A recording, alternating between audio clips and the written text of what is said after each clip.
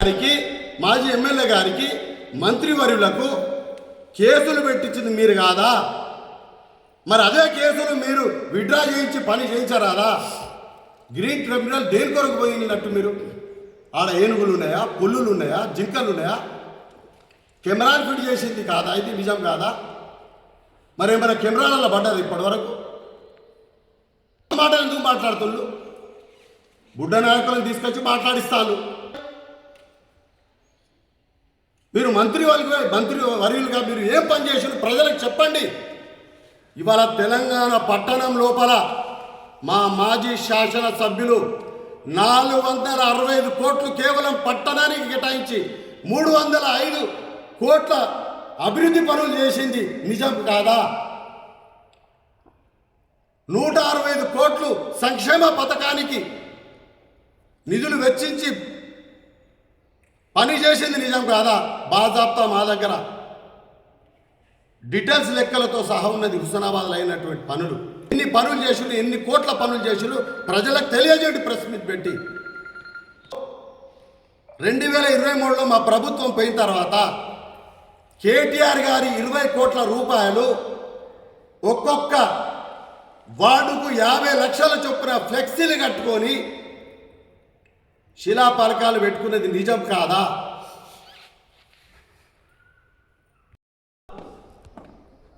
Congress party నాయకులు విలేకరుల సమావేశం పెట్టడం జరిగింది. గురించి మండల పరిషత్ ఎన్నికలు జరుగుతాయని చెప్పేసి ఆతృతతో గౌరవ మంత్రివర్యులు పొన్నం ప్రభాకర్ గారు కన్సల్ట్ మినిస్టర్ అయిన ఉత్తమ్ కుమార్ రెడ్డి గారిచే గౌరవల్లి ప్రాజెక్టు గురించి మాట్లాడడం జరిగింది. మేము అడిగిన ప్రెస్ మీట్లో కేవలం ఎన్నికలప్పుడే గౌరవల్లి ప్రాజెక్టు గుర్తొస్తుందా అని అడిగినాం గౌరవ మంత్రివర్యులు. ఏం తప్పు మాట్లాడలే కదా. అదేవిధంగా 98% పనులు బల్ల గుద్ది చెప్తున్నాం. సతీష్ కుమార్ గారి నాయకత్వంలో జరిగింది. మీకు దమ్ము లేదా అని చెప్పకుండా మా మీద దుమ్మెత్తిపోయడం కాదు. 2 సంవత్సరాలన్నర గడుస్తుంది. తట్టను మట్టి పోసానని అడుగుతున్నాం. ఎక్కడ ఒక గుంట భూమి భూసేకరణ చేసింది ఆ కాలువల కోసం అని అడుగుతున్నాం. సర్వేలు చేసిందని చెప్పి ప్రకటించడం జరుగుతుంది. 430 కోట్ల రూపాయలు కాలువల కోసం మంజూరని చెప్పారు. మళ్ళీ నిధులు విడుదల చేస్తామని మళ్ళీ చెప్పడం జరిగింది. ఈ అబద్ధాల ప్రచారాలతోని మానుకోండి అని చెప్పి మేము చెప్పడం జరిగింది.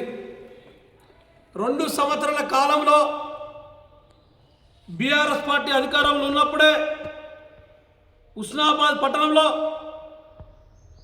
ప్రతి వార్డుకు 50 లక్షల రూపాయలు తీసుకురావడం జరిగింది. ఆ 50 లక్షల రూపాయలు డ్రైనేజ్ కోసం, సీసీ రోడ్ల కోసం శంకుస్థాపన జరిగింది. బీఆర్ఎస్ పార్టీ అధికారంలో వెళ్ళిన తర్వాత, కాంగ్రెస్ పార్టీ అధికారం వచ్చిన తర్వాత మీ మంత్రి గారు ఎమ్మెల్యేగా గెలిచినాడు. అవే నిధులను మళ్ళించి మళ్ళీ ప్రతి వార్డుల్లో శంకుస్థాపన చేశారు. మీరు మా తెచ్చిన నిధులు తప్ప మీరు నిధులు తెచ్చానని అడిగినాం. దానికి సమాధానం చెప్పలేదు. అభివృద్ధి చేసినా చెప్పడం జరుగుతుంది. నువ్వు రాని బస్ స్టాండ్ అన్నావు కదా, ఏ టైం ఇస్తావో చెప్పు, ఎప్పుడు వస్తావో చెప్పు. నువ్వు చేసిన అభివృద్ధి కోసం బస్ స్టాండే చెప్తూ చూపిస్తుంది. పాత రేకులకు పూతలు ఊసి 2 కోట్ల రూపాయలు అది వృధా పరిస్థితికి వచ్చింది.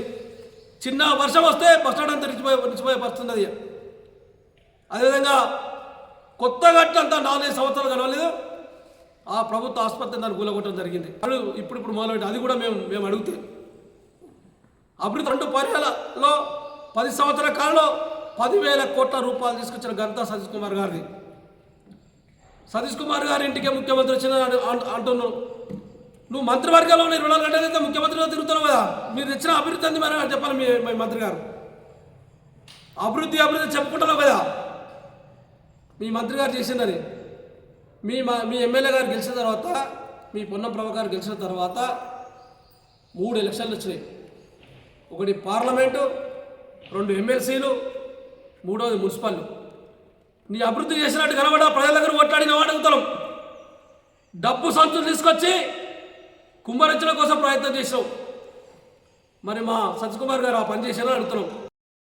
పార్టీ నాయకులు పెట్టినటువంటి ప్రెస్ మీటు అసలు నేను అడుగుతున్నా, 2 సంవత్సరాలు అర్థమవుతుంది ఇక్కడ ఎమ్మెల్యేగా మంత్రిగా ఉండి మీరు ఏం అభివృద్ధి చేసిరో మీకు తెలియకుండా మాట్లాడితే ప్రజలు ఏమనుకుంటారు? మీడియా అసలు ఏమనుకుంటుంది మీకు అర్థమవుతుందా? 2 సంవత్సరాల అర్థం అయినాక కూడా మీరేం పని చేసారో మీకే తెలియదు అనేది ప్రజలు అనుకుంటారు. దయచేసి నేను ఏమంటున్నా అంటే 10 సంవత్సరాల అధికారంలో ఉన్నప్పుడు మాజీ శాసనసభ్యులు సతీష్ కుమార్ ఆధ్వర్యంలోనే అభివృద్ధి జరిగింది. హుస్నాబాద్ అభివృద్ధి అంటేనే సతీష్ కుమార్ గారు అభివృద్ధి అంటే ఇలా నేను చెప్తా ఉన్నా. ఒక మాట మాట్లాడాడు, మేము మొన్న 16 సీట్లు గెలిచినాం, మా మినిస్టర్ గారు మొత్తం బ్రహ్మాండంగా అభివృద్ధి చేస్తేనే పట్టణ పదం మాకు ఓటేసారంటారు. నేను చెప్తున్నా, మంత్రి గారు మీ అభివృద్ధి చేస్తే ఓట్లు వేయలే, నికాలాస్ అయినటువంటి నిజాయితీగా గెలిచినటువంటి మా బీఆర్ఎస్ పార్టీ అభ్యర్థులు. మీరు 16 మంది గెలిచారని చెప్తున్నారు, కానీ మీరు ఎట్లా గెలిచిండ్రు? ప్రభుత్వ దుర్వినియోగం, మీరు అధికార దుర్వినియోగం చేసి మట్టిలో పోలీసులను పెట్టి వెనుక బులోరా వాహనాలు పెట్టి మీరు 20 వార్డులలో తిరుగుతూ డబ్బులు మద్యం విపరీతంగా పంచుతూ, అంతేకాకుండా మా అభ్యర్థుల ఇంట్లో ముందు 10 మంది పోలీసులు మా అభ్యర్థిని బయటకు రానియారు, ప్రచారం చేయనియారు, కనీసం ఏం చేసుకొనియారు. అంటే నిజాయితీగా నికాలస్గా గెలిచినట్టు మా వల్ల మీ వల్ల అసలు మీకు సోయిందా మాట్లాడడానికి? మీ మంత్రి బులోరలో పెట్టుకొని మట్టిలో ఉన్నటువంటి 10 మందిని తిప్పుకొని మొత్తం ప్రచారం చేస్తే హుస్నాబాద్ పట్టణ ప్రజలు గత చరిత్రలో దేశిని మల్లయ్య గారు 4 పీరియడ్లు, చాడ వెంకరెడ్డి గారు, బొమ్మ వెంకన్న గారు, బొప్పల లక్ష్మీకాంతరావు గారు, మేము 35 సంవత్సరాల రాజకీయ జీవితంలో మేము ఎప్పుడు చూడలేదు. ఇలా చూసినవా పొన్నం ప్రభాకర్ మంత్రి గారు చేసిన వ్యవస్థ అని అంటున్నారు.